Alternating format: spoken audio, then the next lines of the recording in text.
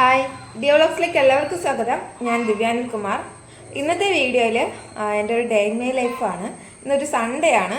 അപ്പോൾ ഒരു 10 മണിയായി. ഇപ്പോൾ ഉറക്കം എഴുന്നേറ്റേ ഉള്ളൂ. കയ്യിലൊന്നേ താഴെ ഇറങ്ങണില്ല ഇന്നലെ മുതൽ.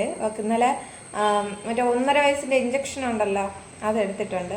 അപ്പോൾ 2 കാലും ഒരു കൈയും നല്ല വേദന. ഇന്നലെ പക്ഷെ ഇഞ്ചക്ഷൻ എടുക്കുമ്പോൾ ഒരു തരി പോലും കരഞ്ഞില്ല, ഇങ്ങനെ ഇരുന്നു. എന്നിട്ട് വീട്ടിൽ വന്നിട്ടും കരച്ചിലൊന്നും ഇല്ലായിരുന്നു. പക്ഷെ അടുത്തൊരു ഉറക്കം ഉറങ്ങി എഴുന്നേറ്റിട്ട് നല്ലപോലെ കരയാൻ വേണ്ടിയിട്ട് തുടങ്ങി. അപ്പോൾ ചാനൽ സബ്സ്ക്രൈബ് ചെയ്യാതെ നിങ്ങൾ വീഡിയോസ് കണ്ടുകൊണ്ടിരിക്കുന്നെങ്കിൽ ഒന്ന് ചാനൽ സബ്സ്ക്രൈബ് ചെയ്യണം. അതുപോലെ അടുത്തുള്ള ബെല്ലേക്ക് ഞെക്കിയാൽ ഓൾ എന്ന ഓപ്ഷൻ കൂടി സെലക്ട് ചെയ്ത് കൊടുക്കണം. എന്നാലും ഞാൻ അപ്ലോഡ് ചെയ്യുന്ന വീഡിയോസിന് നോട്ടിഫിക്കേഷൻ നിങ്ങൾക്ക് കിട്ടും. ഈ ചാനലിൽ ഞാൻ ചെയ്യുന്ന വർക്ക് റിലേറ്റഡ് ആയിട്ടുള്ളത്, അല്ലെങ്കിൽ എനിക്കറിയാവുന്നുള്ള ഇൻഫർമേഷൻസ്, പിന്നെ എൻ്റെ ലൈഫ് സ്റ്റൈൽ, ഇതൊക്കെയാണ് ഷെയർ ചെയ്യുന്നത് കേട്ടോ. അപ്പോൾ നമുക്ക് വീഡിയോയിലേക്ക് പോവാം. കേട്ടാ, നമുക്കിവിടെ വെളിയിലൊരു പേരമരം ഉണ്ട് കേട്ടോ. അത് ഇഷ്ടം പോലെ ഈ വർഷം കാച്ചിട്ടുണ്ട്. രാവിലെ ഉറക്കം എഴുന്നേറ്റ് അവളോട് അതിൻ്റെ മൂട്ടിൽ പോകും അടത്ത് കൊടുക്കാൻ വേണ്ടിയിട്ട്. ഞാൻ പല്ലേക്കാൻ പോയപ്പോഴത്തേക്ക് അവൾ എൻ്റെ കൂടെ വന്നിട്ട് ഇതിൽ ഈ പുറത്തുള്ള സാധനം കഴിക്കില്ല, ഉള്ളിലുള്ളത് മാത്രം കഴിക്കും. കുഴപ്പമില്ല, അതായാലും കുഴപ്പമില്ല, കഴിക്കട്ടെ. ഇനി 10 മണിയായല്ലോ, അതുകൊണ്ട് ഇനി കാപ്പി ഉണ്ടാക്കലൊന്നുമില്ല. ചേട്ടൻ വന്ന് കടയിൽ പോയി വാങ്ങിച്ചു തരാമെന്ന് പറഞ്ഞു. അങ്ങനെ കടയിലോട്ട് പോവുകയാണ്. അപ്പം ഞാൻ പോയി കഴിച്ചിട്ട് വരാം അല്ലേ. ടാറ്റോട് മക്കള്, ടാറ്റാ, ബൈ. ഓ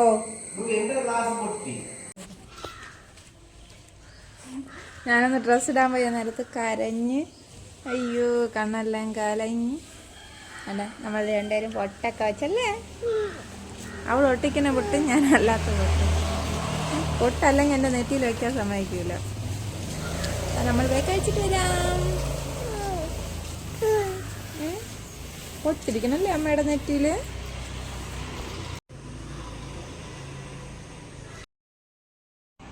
കാപ്പിയൊക്കെ കുടിച്ചിട്ട് തിരിച്ച് വന്നപ്പോഴത്തേക്കും ചേട്ടൻ്റെ കടയിലൊരു പണി വന്നു. പിന്നെ നമ്മൾ നേരെ കടയിലോട്ട് പോയി. ആണെങ്കിൽ അവിടെ ഇരുന്ന സാധനങ്ങളൊക്കെ പറക്കി കളിക്കുകയാണ്. അവൾക്ക് എന്ത് സ്വർഗം കിട്ടിയതുപോലെ. അവിടെ ആണെങ്കിൽ ടയർ, അത് ഇത് എന്തൊക്കെ സാധനങ്ങൾ ഇതിപ്പുണ്ടായിരുന്നു. ഇവിടെ ഞാൻ വരുന്നത് എന്തെങ്കിലും ആക്രി സാധനങ്ങൾ കിട്ടുമോ അറിയാൻ വേണ്ടിയാണ്. ഇന്നെന്താ വന്നപ്പോഴത്തേക്കും ഏതോ ഒരു വണ്ടിയുടെ സീറ്റ് അവിടെ ഉണ്ടായിരുന്നു, അത് ഞാൻ എടുത്തുകൊണ്ട് പോയി. പിന്നെ ആ 2 റാക്ക് ഇരുന്നത്, ആ റാക്കാണെങ്കിൽ ഞാൻ മുമ്പ് ഈ ഫ്ലിപ്കാർട്ടിൽ നിന്ന് കുറച്ച് സാധനങ്ങൾ വാങ്ങിച്ചതാണ്. ഈ കടയുടെ ഫ്രണ്ടിൽ വെച്ചിട്ട് സെയിൽ ചെയ്യാമെന്ന് വിചാരിച്ചിട്ട് അതിലുള്ളതാണ് ആ 2 റാക്ക്. അത് പാളിപ്പോയി, അങ്ങനെ അതങ്ങ് നിർത്തി. പിന്നെ ഇത് കണ്ടോ, ഇതെന്താണോ എന്തോ. അടുത്തിന് പോകുമ്പോൾ ഞാൻ ഇത് എടുക്കണമെന്ന് വിചാരിച്ചതാണ്. ആ ടയറിൻ്റെ ഇടയിൽ കുറേ ഉണ്ടായിരുന്നു. എന്തോ വാങ്ങിച്ചപ്പോൾ അതിനുള്ളിൽ ഇരുന്നതാണെന്ന് തോന്നുന്നു. എന്തെങ്കിലും ചെയ്യുക അത് വെച്ചിട്ട്. എൽസും അതൊക്കെ പറക്കി ഇങ്ങനെ കളിക്കുകയാണ്. പുറത്തെവിടെയെങ്കിലും പോയി അവൾ എടുക്കാനൊന്നും സമ്മതിക്കില്ല കേട്ടോ. ഇതിപ്പോൾ ഈ നടക്കണതൊന്നും നോക്കണ്ട. വീട്ടിലെത്തിയിട്ട് പിന്നെ കയ്യിലൊന്നും താഴെ ഇറങ്ങിയില്ല. ഭയങ്കര കരച്ചിലും. പിന്നെ വിട്ട് പനി വരുമല്ലോ, ഇഞ്ചക്ഷൻ എടുത്തതായതുകൊണ്ട്. കറക്റ്റ് ഒരു 5 മണിക്കൂർ കഴിയണതും തീ പോലെ പൊള്ളാൻ വേണ്ടിയിട്ട് തുടങ്ങും. ഇപ്പോഴും മരുന്ന് കൊടുത്തിരിക്കണത് കൊണ്ടാണ് ഇങ്ങനെ നിൽക്കണേ. അയ്യോ, അപ്പുറത്ത് വെളിച്ചായി പോയി കാണാൻ പറ്റില്ല. ഇക്കത്തരാം അവിടെ അപ്പുറത്ത്. അയ്യോ, വെളിച്ചം, അത് കാണാൻ പറ്റില്ല. അപ്പുറത്ത് ചേട്ടൻ്റെ കുഞ്ഞമ്മ അവിടെ നിന്നിട്ട് ചിലപ്പോൾ ഇവളെടുത്ത് സംസാരിക്കും. അതുകൊണ്ട് ഇവിടെ നിന്നിട്ട് വിളിക്കണതാണ്. എന്നിട്ട് ഇവിടെയൊക്കെ കയറും കേട്ടോ മുകളിൽ. അപ്പോൾ ഇനി അടുത്ത പരിപാടി എന്ന് പറഞ്ഞു കഴിഞ്ഞാൽ നമുക്ക് കുറച്ച് വീഡിയോസ് എന്ന് വെച്ചാൽ നമ്മുടെ ചെയ്ത വർക്കിൻ്റെ വീഡിയോസ്. കാര്യമില്ലടാ, ആ പൊട്ട് വേണോ? ചെയ്ത വീഡിയോസ് ഇൻസ്റ്റഗ്രാമിൽ, ഫേസ്ബുക്ക്, യൂട്യൂബ്, പിന്നെ വാട്സപ്പ് ഒക്കെ എവിടെയൊക്കെ പോസ്റ്റ് ചെയ്ത് എടുത്തോ പൊട്ടെടുത്തോ, എവിടെയൊക്കെ പോസ്റ്റ് ചെയ്യണം. അപ്പോൾ ഞാൻ ഇൻസ്റ്റഗ്രാമിൽ വീഡിയോസ് പോസ്റ്റ് ചെയ്യുമ്പോഴത്തേക്കും അതിൻ്റെ താഴെ വന്നിട്ട് ആൾക്കാരിങ്ങനെ പറയും, നമുക്കൊന്നും ഒരു ഓർഡർ പോലും ഇല്ലല്ലോ എന്ന്. അപ്പോൾ ഞാൻ ഓർഡേഴ്സ് കിട്ടാൻ വേണ്ടി എന്തൊക്കെയാണ് ചെയ്യണേന്നുള്ളത് ഞാൻ പറഞ്ഞുതരാവേ. ഇതെവിടെ നീ പലഹാരത്തിൻ്റെ പൊതി കിട്ടിയവക്ക് നീ പോയി എടുത്താ മക്കള്?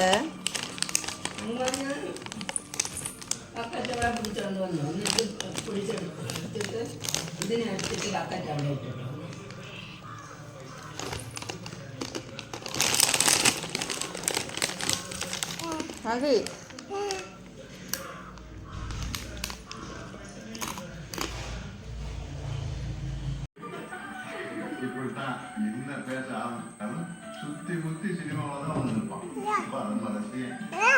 ഓ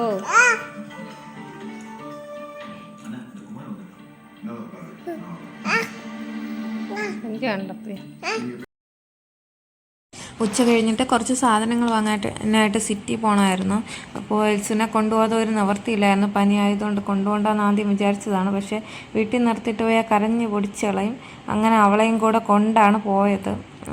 നമ്മൾ വീട്ടിൽ നിന്ന് ഇറങ്ങുന്ന മുതൽ അങ്ങ് എത്തുന്നത് വരെ അവൾ ഉറങ്ങി തന്നെ ഇരുന്നു. എന്നിട്ട് ഞാൻ അങ്ങോട്ടും ഇങ്ങോട്ടോ നീക്കി അവളെ എടുക്കുമ്പോഴത്തേക്കും നല്ല കരച്ചിലായിരുന്നു, കാല് വേദന എടുത്തിട്ട്. അടുത്ത് തിരിച്ചു വരുന്ന വഴി പാപ്പനംകോടൊക്കെ എത്തിയപ്പോഴത്തേക്കും ഭയങ്കര കരച്ചിൽ. അങ്ങനെ കരച്ചിൽ ഉച്ചത്തിൽ കിടന്ന് കരഞ്ഞ് വണ്ടിയിലിരിക്കണില്ലായിരുന്നു. പിന്നെ അവിടെ ഇറങ്ങിയിട്ട് ഒരു കടയിൽ നമ്മൾ ഫ്രൂട്ടി ഭയങ്കര ഇഷ്ടമാണ്, അപ്പോൾ ഫ്രൂട്ടി വാങ്ങിച്ച് പിന്നെ ഒരു ചോക്ലേറ്റ് വാങ്ങിച്ച്. അപ്പോൾ ഫ്രൂട്ടി അവൾ അവിടെ നിന്ന് തന്നെ കുടിച്ചു. അവൾ കുപ്പിയിലൊക്കെ ഇപ്പോൾ തന്നെ കുടിക്കും കേട്ടോ. കുപ്പി നമ്മൾ പിടിച്ചു കൊടുത്താലാണ് പ്രശ്നം. അവൾ തന്നെ അത് ഒരു തുള്ളി കളയാതെ ഇങ്ങനത്തെ സാധനങ്ങളൊക്കെ കുടിക്കും. പിന്നെ ഉറങ്ങിയിരുന്നോണ്ടാണെന്ന് അറിഞ്ഞൂടെ ഇങ്ങനെ അവളിങ്ങനെ തൊടുമ്പോഴത്തേക്ക് അവൾ ആടണ പോലെ ഉണ്ടായിരുന്നു. അപ്പോൾ ഒരു കല്യാണത്തിനൊക്കെ പോയിട്ട് ഇതാ ഇപ്പോൾ വീട്ടിൽ വന്നിട്ടുണ്ട്. മണി 10 മണി കഴിഞ്ഞാട്ടാ. ഞാൻ കുറച്ച് കാര്യങ്ങൾ പറയാമെന്ന് പറഞ്ഞിട്ടുണ്ടായിരുന്നു. അതിന് എന്തായാലും എൽസ് ഉറങ്ങിയതിന് ശേഷം വീഡിയോ എടുക്കാം. കോസ്റ്റ്യൂമൊന്നും ചേഞ്ച് ചെയ്യാതെ ഇരിപ്പുണ്ട്. ചേട്ടൻ ഒരു പാറ്റയെ തല്ലിക്കൊന്നിട്ട് ചേട്ടനെ തല്ലിക്കൊല്ല, അത് വടിയും എടുത്തും കൊണ്ട് പോകണുണ്ട്. എൽസ് ഇന്ന് വൈകുന്നേരം ആയപ്പോഴാണ് കേട്ടോ ഒന്ന് ഓക്കെ ആയത്. അല്ലാതെ ഭയങ്കര കരച്ചിലായിരുന്നു, കയ്യിലൊന്നേ ഇറങ്ങണില്ലായിരുന്നു. എനിക്കും സങ്കടം സഹിക്കാൻ വയ്യായിരുന്നു. കൈ എല്ലാ വിരലും വേദന എടുത്തിട്ടേ പറ്റണില്ലായിരുന്നു. ഒന്ന് താഴെ ഇത്തിരി വയ്ക്കാന്ന് വെച്ചാൽ അവള് സമ്മതിക്കണേ ഇല്ലായിരുന്നു. പിന്നെ മരുന്നൊക്കെ കൃത്യമായിട്ട് കൊടുത്തത് കൊണ്ടായിരിക്കണം കുഴപ്പമില്ല. ഇപ്പോൾ സാധാരണ എന്തോന്ന് പറയാ 6 മണിക്കൂർ ആവാറാവുന്നത് പ്രശ്നം സ്റ്റാർട്ട് ചെയ്യും. അപ്പം അങ്ങനെ അവൾ വരണത് വരെ എന്തായാലും സംസാരിക്കാം. ഇന്ന് ആ കല്യാണ വീട്ടിൽ വെച്ചിട്ട് എൻ്റെ ഇൻസ്റ്റയിൽ ഉള്ള ഒരു ഫോളോവർ ഇങ്ങനെ ആദ്യമായിട്ടാണ് കേട്ടോ അവർ നമ്മളെ കണ്ടിട്ട് മനസ്സിലായി, എൻ്റെ അടുത്ത് സംസാരിക്കുകയൊക്കെ ചെയ്തു. പക്ഷെ എനിക്ക് എന്ത് സംസാരിക്കണമെന്ന് ഒരു പിടിയില്ലായിരുന്നു. ഈ ഫോണിൽ നോക്കിയുള്ള സംസാരം തന്നെ ഉള്ളു, അല്ലാതെ നേരിൽ കാണുമ്പോഴത്തേക്ക് സംസാരിക്കാനൊക്കെ ഒരു ചമ്മലാണ്. ഇപ്പം എന്നെ തല്ലിക്കൊന്നേന് ചേട്ടൻ വടി ഒടിച്ച് കാണിച്ചിട്ട് ക്യാമറ കാണുമ്പോൾ ഒരു നാക്ക് തള്ളലി കുറച്ച് ദിവസം കൊണ്ട് ചട്ടമ്മി തലയെത്തി. അതൊന്നും കാര്യമാക്കണ്ട, സ്വന്തമായിട്ട് കണ്ടോ ചിരിക്കുന്നതാണ്.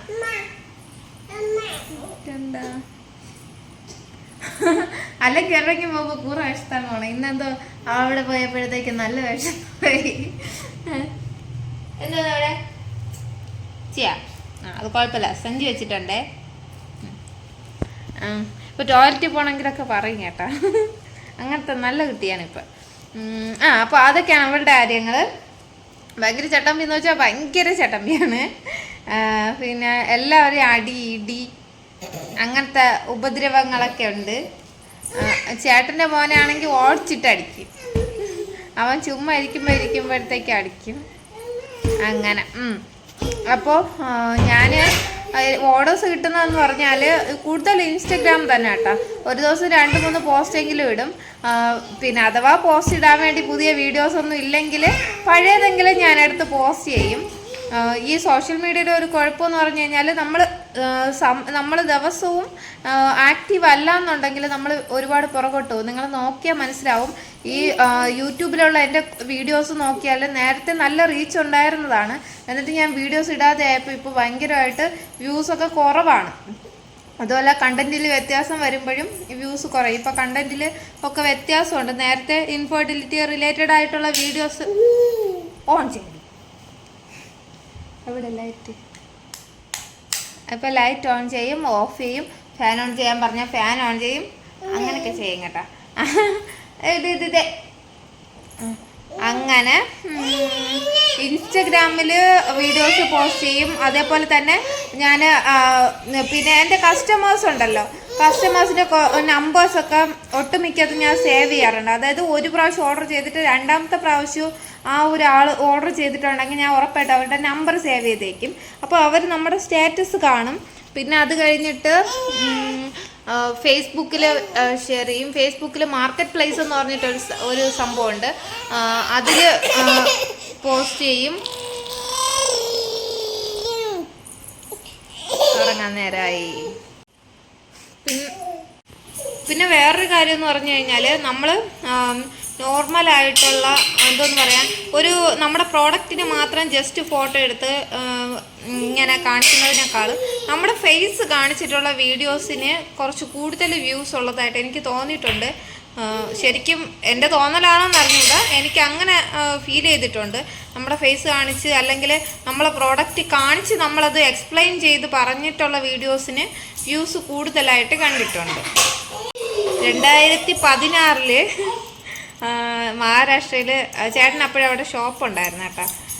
അവിടെ പോയപ്പോഴത്തേക്കും ഒരു വീട്ടിൽ ചേട്ടൻ്റെ ഒരു ഫ്രണ്ടിൻ്റെ വീട്ടിൽ പോയിട്ടുണ്ടായിരുന്നു. കല്യാണം കഴിഞ്ഞിട്ട് ആദ്യമായിട്ട് പോയതായതുകൊണ്ട് അവർ കയ്യിലെല്ലാം കുപ്പിവളയൊക്കെ നിറയിട്ട് എന്ന്. അപ്പോൾ അതിലുള്ള ഞാൻ സൂക്ഷിച്ച് വെച്ചേക്കുന്ന കുപ്പിവളകളാണ് ഇന്നിവിടെ കല്യാണത്തിന് പോയപ്പോഴത്തേക്ക് ഇടാൻ വേണ്ടിയിട്ട് എടുത്ത. സ്കൂളിലൊരു 8ാം ക്ലാസ്സിൽ പഠിക്കുമ്പോൾ മുതലുള്ള ചില ഡ്രസ്സുകളൊക്കെ ഇപ്പോഴും എൻ്റെ അടുത്തുണ്ട്. ഞാൻ ഒരു ചാക്കിനകത്ത് അലമാരക്കകത്ത് വച്ചിരുന്നതാണ്. പുതിയ ഡ്രസ്സ് വന്നപ്പോഴത്തേക്ക് ലാസ്റ്റ് ഒരു ചാക്കിനകത്ത് കെട്ടിയിട്ട് അപ്പുറത്ത് മുറിയിൽ മുകളിൽ വെച്ചിട്ടുണ്ട്. ഇങ്ങനെ പഴയ സാധനങ്ങൾ കളയാൻ വേണ്ടി എനിക്ക് ഭയങ്കര പേടിയാണ് ഡ്രസ്സൊക്കെ കളയാൻ വേണ്ടിയിട്ട്.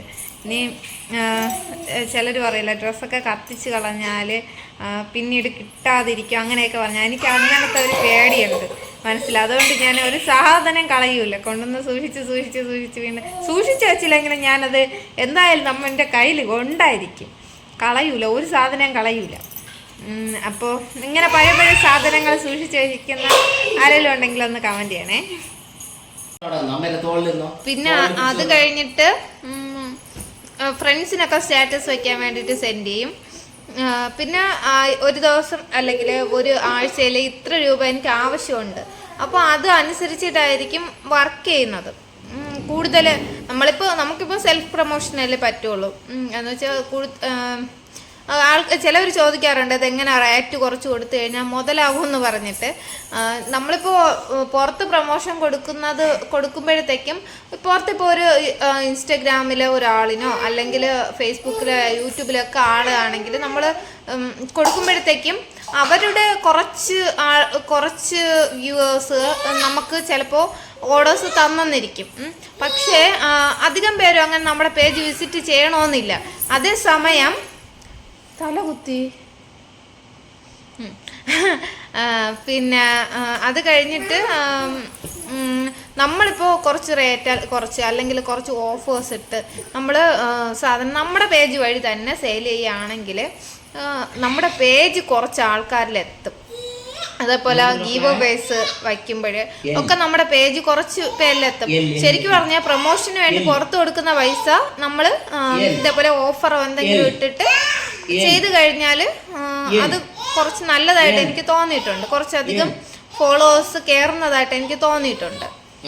എന്നും പറഞ്ഞ് എപ്പോഴും ഓഫർ ഇടണമെന്നോ എപ്പോഴും റേറ്റ് കുറച്ചിടണമെന്നോ അങ്ങനെയല്ല. ഏതെങ്കിലും ഒരു പെർട്ടിക്കുലർ പീരീഡ് റേറ്റ് കുറച്ചിട്ടിട്ട് ഇങ്ങനെ ചെയ്യുന്നത് നല്ലതായിരിക്കുമെന്ന് എനിക്ക് തോന്നിയിട്ടുണ്ട്. അപ്പോൾ ഇതൊക്കെയാണ് എനിക്ക് ഓർഡേഴ്സ് കിട്ടാൻ വേണ്ടിയിട്ട് ചെയ്തിട്ടുള്ള കാര്യങ്ങൾ.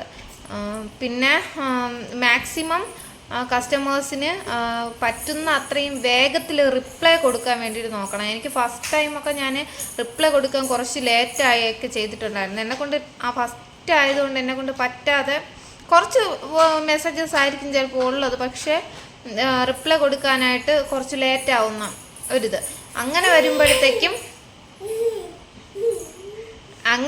വരുമ്പോഴത്തേക്കും നമുക്ക് എന്താ പറയുക, അത്രത്തോളം കസ്റ്റമേഴ്സിന് ദേഷ്യം വരും. നമുക്കായാലും അങ്ങനെ വരുമല്ലോ, മെസ്സേജ് അയച്ചിട്ട് നമ്മൾ റിപ്ലൈ ഒരാൾ ചെയ്യാതിരിക്കുമ്പോഴത്തേക്കും നമുക്ക് ദേഷ്യം വരും. ആ ഒരു അവസ്ഥ. അപ്പോഴും മാക്സിമം വേഗം റിപ്ലൈ കൊടുക്കണം, അങ്ങനെയൊക്കെ. അപ്പോൾ ഇത്രയൊക്കെയാണ് ഞാൻ ശ്രദ്ധിക്കാറുള്ളത്. അപ്പോൾ ഇനി അടുത്ത പരിപാടി എന്ന് വെച്ചാൽ കുറച്ച് നേരം ഇവളെ കൂടെ തിരുന്ന് കളിക്കണം, പിന്നെ കിടന്നുറങ്ങണം. അതാണ് ഇനി അടുത്ത പരിപാടി. അപ്പോൾ അടുത്തൊരു വീഡിയോയിൽ നല്ല നല്ല വിശേഷങ്ങളായിട്ട് ഉടനെ കാണാം. അതുവരേക്കും ബൈ. അപ്പോൾ ടാറ്റ വൈകപ്പിയാ വൈകപ്പിയേട്ടാ അമ്മ. ബൈ.